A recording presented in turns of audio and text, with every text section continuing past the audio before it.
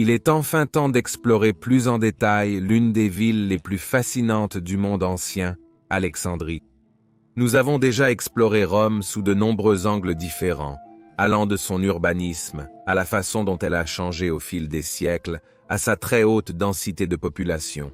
Et nous avons également fait de même avec la nouvelle Rome-Constantinople, mais bien avant Constantinople et même avant Rome-Alexandrie, était la plus grande, la plus prospère et la plus densément peuplée des grandes villes de l'Antiquité. Et dans cette vidéo, nous allons analyser cette magnifique ville de l'Ancien Monde en détail.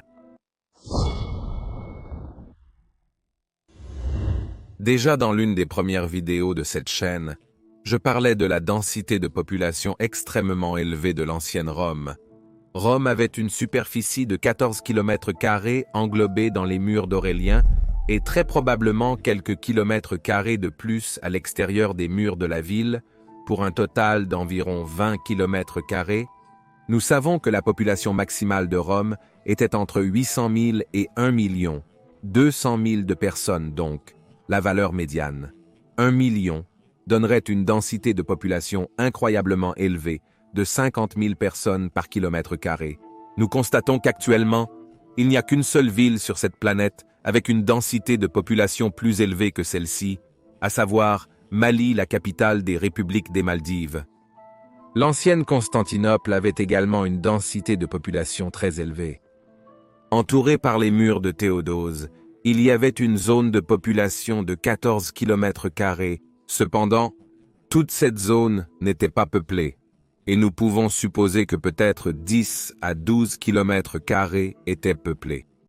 Les estimations de la population de Constantinople varient beaucoup, mais selon Cyril Mango, un historien et expert de l'aménagement et de la structure urbaine de Constantinople, la ville avait une population maximale de 600 000 personnes. Nous observons donc une densité de population de 50 à 60 000 personnes par kilomètre carré similaire, et peut-être un peu plus élevée que celle de Rome, mais bien avant que Constantinople ne soit fondée en 330 après Jésus-Christ, et même avant que Rome ne devienne une puissance mondiale, il y avait une autre ville dans l'Ancien Monde qui devait être absolument incroyable. Bien sûr, je parle d'Alexandrie. Alexandrie a été fondée par Alexandre le Grand en 331 avant Jésus-Christ, dans une zone qui était très probablement déjà habitée sous une certaine forme avant cela. L'activité humaine peut être retracée dans la région même jusqu'à l'ancien royaume égyptien, donc entre le 20 et 1e et le 27e siècle avant Jésus-Christ. Après avoir fondé Alexandrie, Alexandre n'est jamais revenu sur le site de sa ville nouvellement fondée, et comme nous le savons, est déjà mort 8 ans plus tard, en 323 avant Jésus-Christ. Son empire s'est par conséquent fragmenté en sous-unités plus petites gouvernées par ses généraux respectifs.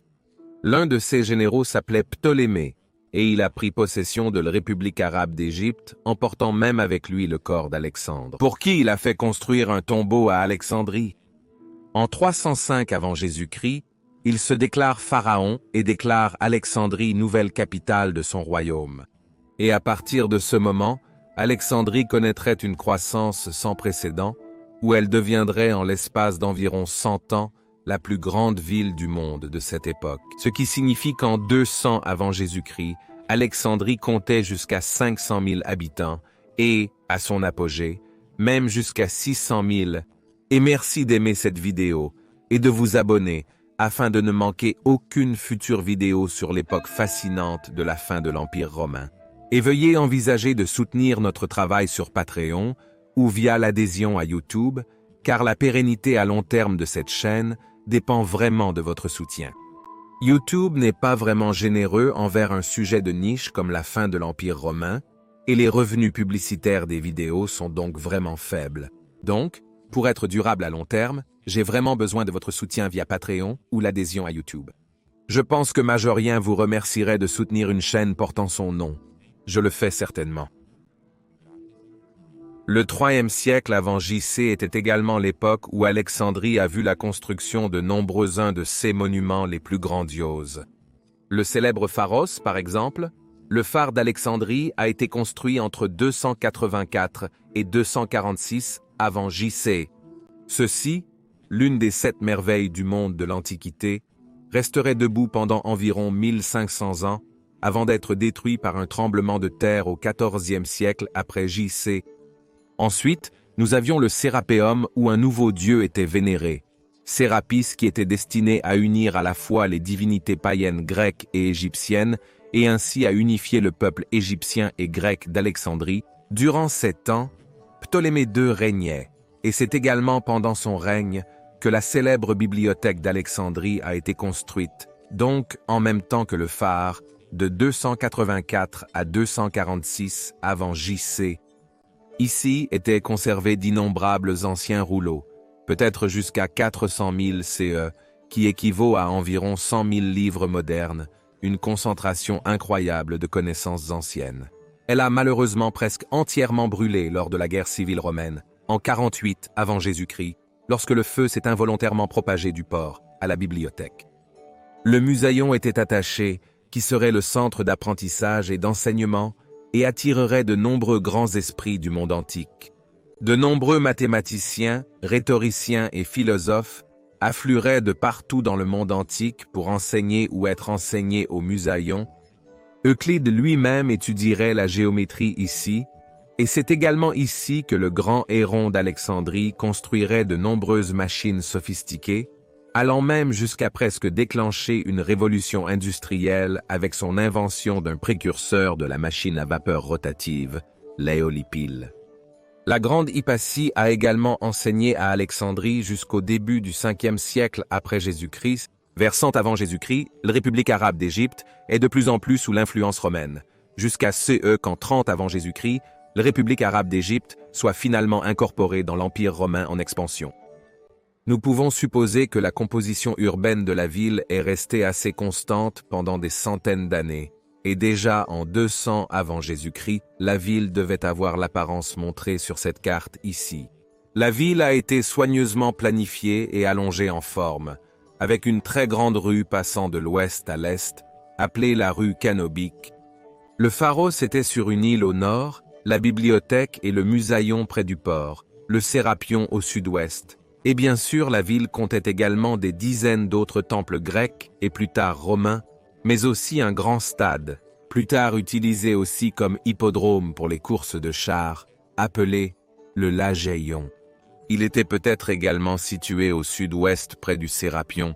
La ville était bien sûr entourée d'un très long mur d'enceinte. Comme nous pouvons le voir, la ville mesurait environ 5 km de long et environ 2 km de large pour une superficie totale d'environ 10 km². Cela signifie donc que l'ancienne Alexandrie avait également une densité de population extrêmement élevée de 50 à 60 000 personnes par km², très comparable à l'ancienne Rome ou à l'ancienne Constantinople. La façon dont les anciennes villes ont pu atteindre de telles densités de population extrêmement élevées était de les loger dans ce qui n'est pas si différent des immeubles d'appartements modernes, avec plusieurs étages. Ces derniers étaient appelés insulae dans l'ancienne Rome, et ils étaient assez similaires dans l'ancienne Constantinople. Donc nous pouvons supposer qu'à Alexandrie aussi, la majorité des gens vivaient dans ces immeubles d'appartements de type insula, surpeuplés, car sinon une telle densité de population n'aurait pas été réalisable. Fait amusant, la plus haute densité de population urbaine jamais atteinte était dans la cité murée de Kowloon, où 50 000 personnes vivaient sur une superficie de seulement 210 par 120 mètres.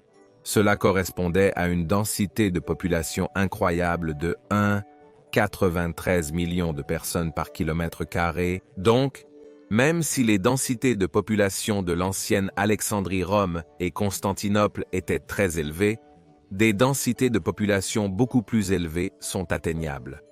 Durant la période de la fin de la République romaine et la naissance de l'Empire romain, Alexandrie a dû à un moment donné être dépassée par Rome en termes de taille et de population, probablement quelque part au 1er siècle avant J.C. Pourtant, Alexandrie est restée extrêmement peuplée et impressionnante pendant des centaines d'années.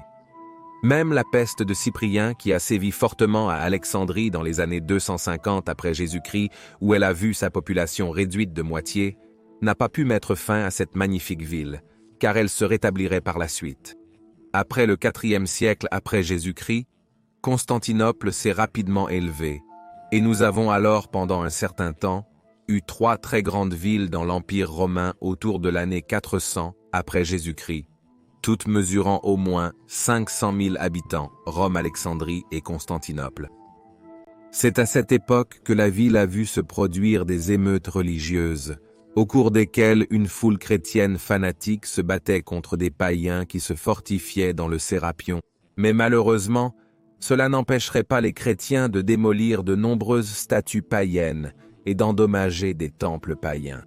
En 415, le point le plus bas a été atteint, lorsque ces fanatiques chrétiens des débuts ont tué la célèbre Hypatie d'Alexandrie, mentionnée précédemment. Ces événements sont dépeints dans le film Agora qui, bien sûr, n'est pas toujours entièrement précis, mais qui est l'un des très rares films sur la vie à la fin de l'Empire romain et sur la manière dont l'essor du christianisme a affecté les païens. Dans l'ensemble, il est beaucoup plus historiquement précis que des films comme par exemple Gladiateur, et je peux donc le recommander vivement, d'autant plus qu'il n'y a presque pas de films sur la fin de l'Empire romain. Après le milieu du 5e siècle après Jésus-Christ, Rome a commencé à décliner et l'Empire romain d'Occident s'est dissous peu de temps après. Mais l'Empire romain d'Orient a continué, et malgré tout cela, Alexandrie a continué à briller. De nombreux néo-platoniciens enseignaient encore à Alexandrie comme ils le faisaient également à l'ancienne Académie platonicienne d'Athènes, et cela se poursuivrait même jusqu'au milieu du 6e siècle, jusqu'à ce que l'empereur Justinien, dans l'un de ses actes les plus intolérants, décide de retirer les fonds de cette institution millénaire. Au début du 7e siècle alors, Alexandrie est brièvement passée sous la domination perse lors de la désastreuse guerre romano-sassanienne en 619, pour être reconquise quelques années plus tard par les Romains d'Orient sous Héraclius, et pour tomber peu après aux mains des Arabies saoudites en 641. Elle a été brièvement reconquise en 645 par les Romains d'Orient pour ensuite tomber définitivement aux mains des Arabies saoudites la même année.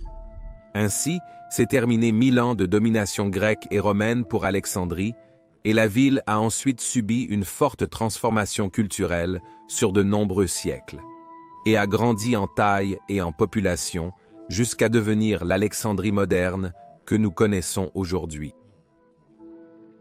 Et si vous êtes intéressé pour en savoir plus sur la composition urbaine de l'ancienne Constantinople, vous pouvez regarder cette vidéo ici dans le coin supérieur droit. Mais si vous êtes plus intéressé par l'aspect exact de Rome, lorsque les derniers empereurs romains y régnaient, vous pouvez regarder l'autre vidéo dans le coin inférieur droit. Je dis encore merci à tous les amis de l'histoire romaine. Gracias amici Empire romain et benevolete.